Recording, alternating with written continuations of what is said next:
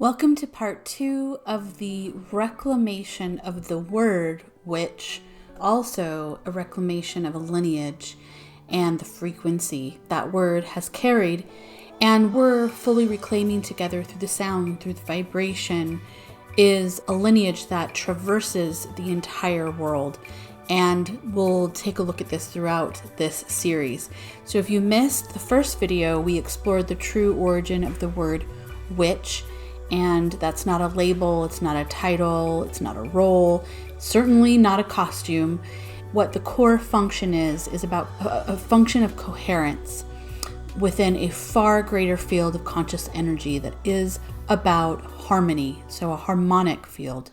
And in this video, we're going to go deeper into one of the most misguided aspects around this function, which has to do with the word spells, and how they're distorted into something that became feared, inverted, and weaponized against their original intention, which was to align and to bring through coherence. So let's dive in.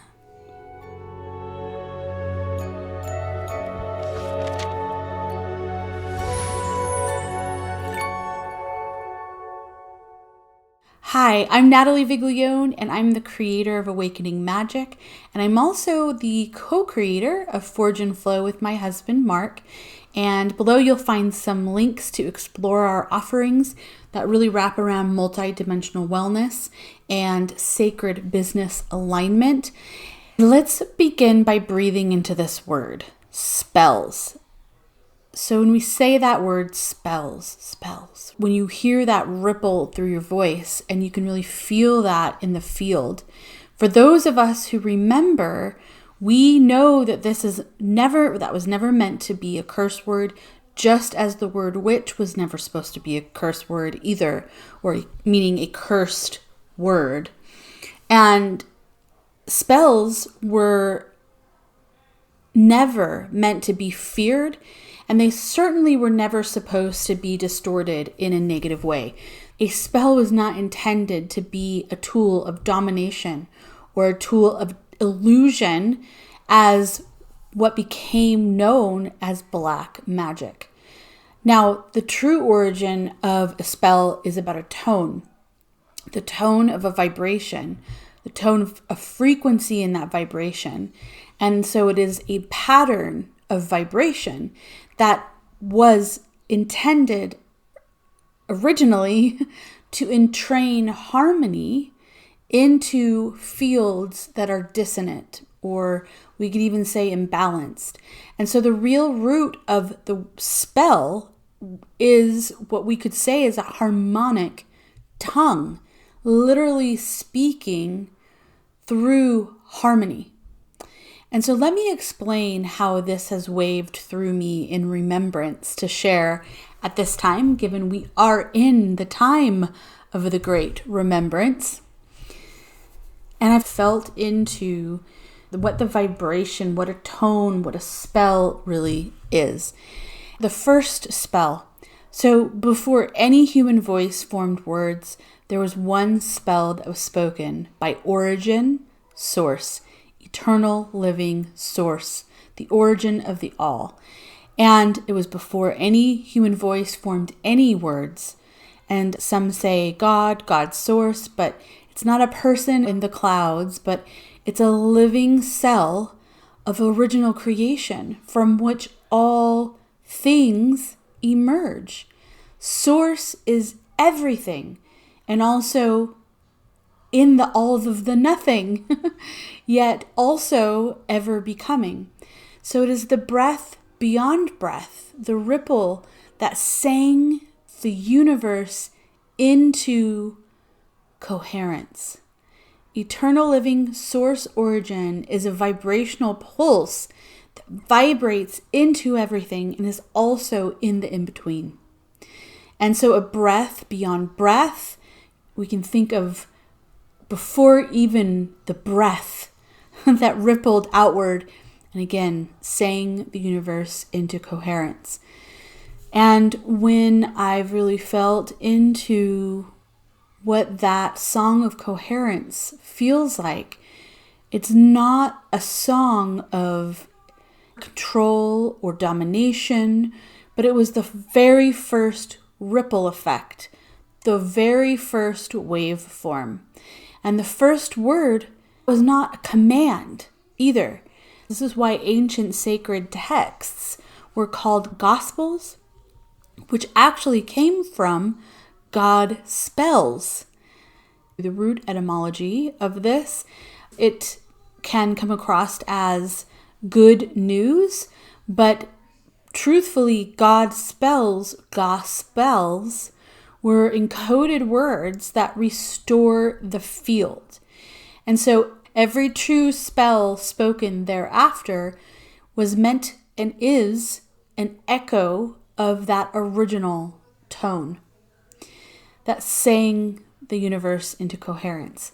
And so a spell in its original essence, in that original and the organic meaning, it's not anything to do with manipulation, control, sorcery, was not supposed to be something that would create or ever cause or use fear in any way. In fact, the exact opposite, love. Love is coherence. So a spell in the natural and organic form is a spoken waveform that has rhythm of sound and breath and a tone and an intention. Now, when spoken in full alignment, in harmony, alignment with harmony, so harmonic alignment through and into the field to create harmony, that is really what the spell was meant to do. A spell was meant to entrain a reality or a being back into coherence. So a spell wasn't about casting anything, but it was about resonating. Now, this is what I have come to see as, it's like speaking harmonic tongue. And it's the sacred rhythm of language, but it must be rooted and spoken from resonance with eternal living origin source. For the greater good of all, might I add. When it's rooted in that harmonic type of breath and then spoken through the field and delivered without distortion, that is a true meaning of spell. And the intention is not about commanding power over someone or something else. It's not about selfish desires either, as that creates massive distortion and dissonance as well. It's not about commanding reality or commanding others' will or altering will. That is certainly not a thing, because that is against universal or divine laws, we could say, the cosmic divine laws. It is about becoming so attuned that reality bends naturally in resonance with your very waveform, with the very vibration, the very sound, the tone, rippling into the field of conscious energy. So that is your waveform. That is a true harmonic tongue, aka a spell. Distortion entered when traumatic events began to sever coherence in our realm.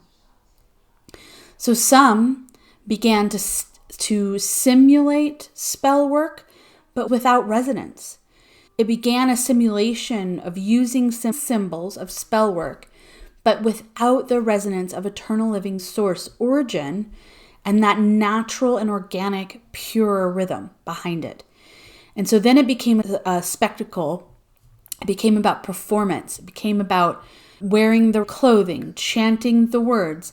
But that is when the waveform was inverted. So this inversion is what became known as black magic, the distorted waveform.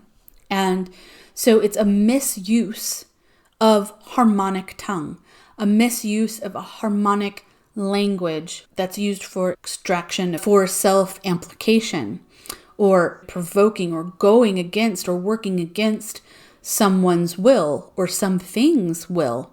It's when a sacred tone gets replaced with something that shocks.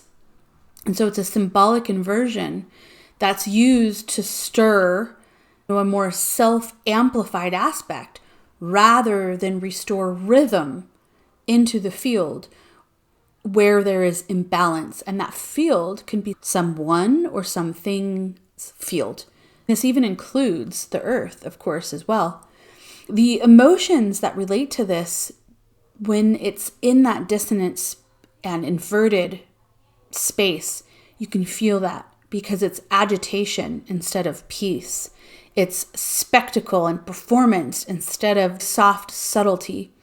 And it's a feeling of draining and fatigue instead of feeling rooted, really grounded. And in the first video with this reclamation of the word witch and the lineage, I spoke on the original and organic meaning of the function of a human that holds this witch frequency, if we will.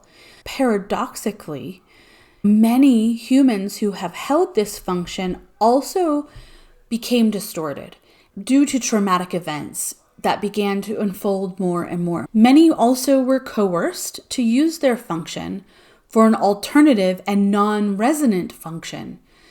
And this is where we can begin to see how, for many thousands and thousands of years, the more dissonant things have become. This is where this whole quote-unquote black magic has unfolded. Roughly a year ago, I saw a viral witch performance, and she was supposedly representing Ireland. That is my lineage of frequency. This viral witch performance was so dense, so agitating, theatrical, so distorted. And I felt it in my body. I didn't even have to hear the words. You don't even need the tone of the words to know what's happening. And so what I felt is, this is not the harmonic of Eru. It's not the essence of Brigid. It's not the true lineage of the Song of Ireland. And this performance that this viral so-called witch was performing was theatrics and horns and provoking fear through demonstration and performance. When I felt that in my body, I was like, I really have to do a video. And so I did a video called Uncovering the Beauty of the Origin Tua Lineage, Ireland and the True and Real Druids, and more. I placed, like I'm doing now, the image of Eru archetype beside this performer. We don't need words, right? Very different waveforms. No need to speak over this image at all, really. Coherence is felt, it's not shouted. And so we don't need to explain the distortion. All we need to do is feel it in our fields. When we're in the presence of a harmonic spell, for example, the breath will deepen, silence feels sacred and becomes more and more sacred with every second spent in that stillness. And then the field, your field and the field, begins to stabilize. When you feel a distorted spell, what will happen is your thoughts will splinter, feel fragmented. The air, the field will start to feel agitated, and then resonance will begin to collapse.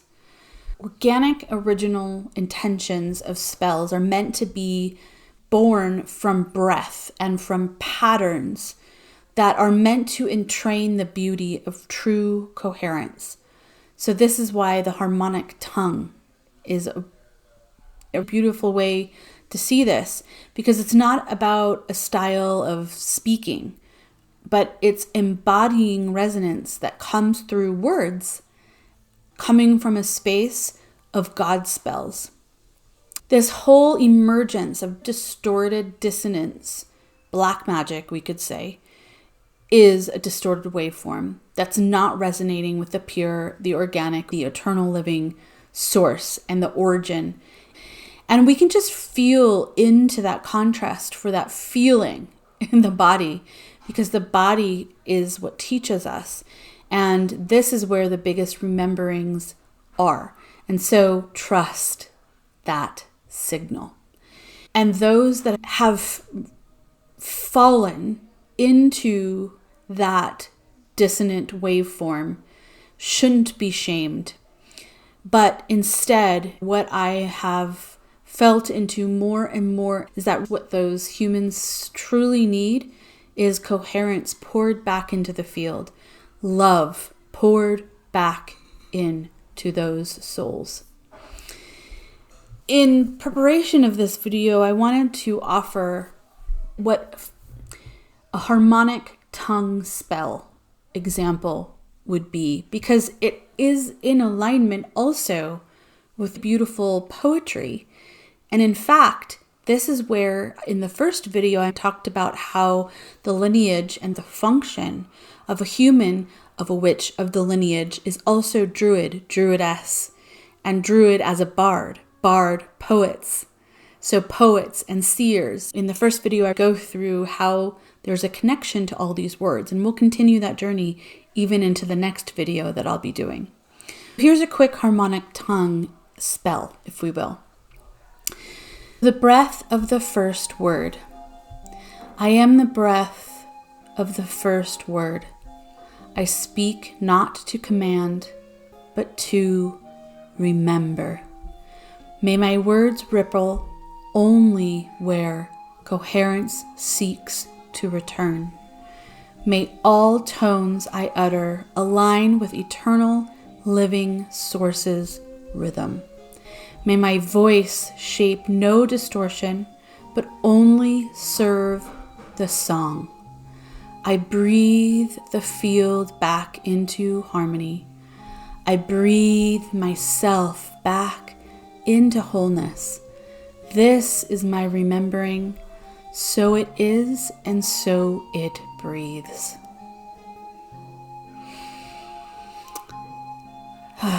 My whole nervous system just breathes. Harmony, breath, resonance, all on the same wave. Here's a practice that you can do as well, and we can do it together in this moment. You can save this video if you want to do it again. In the first video, I closed with a similar practice, but this is going to come from a little bit of a different perspective, and it's about feeling that field of the harmonic tongue. If you would like, close your eyes, and you can place one hand on your belly and one on your chest. So the heart and the belly. Now, speak your full name softly, inward. Don't speak out loud. Just speak your name softly, inward, to yourself.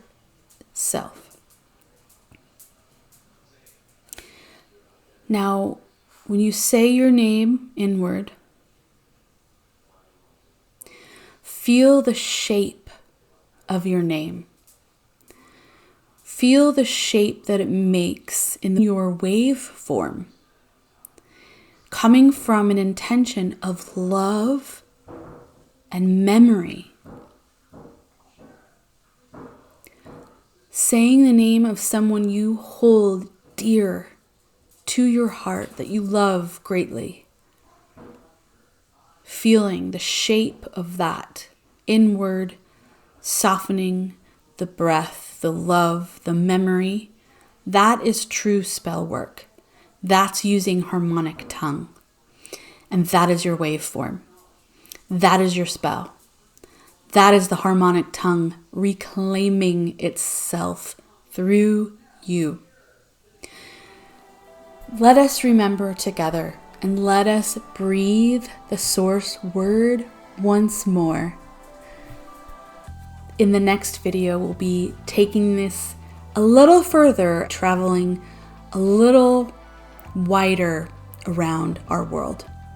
Thank you so much for watching, and until next time.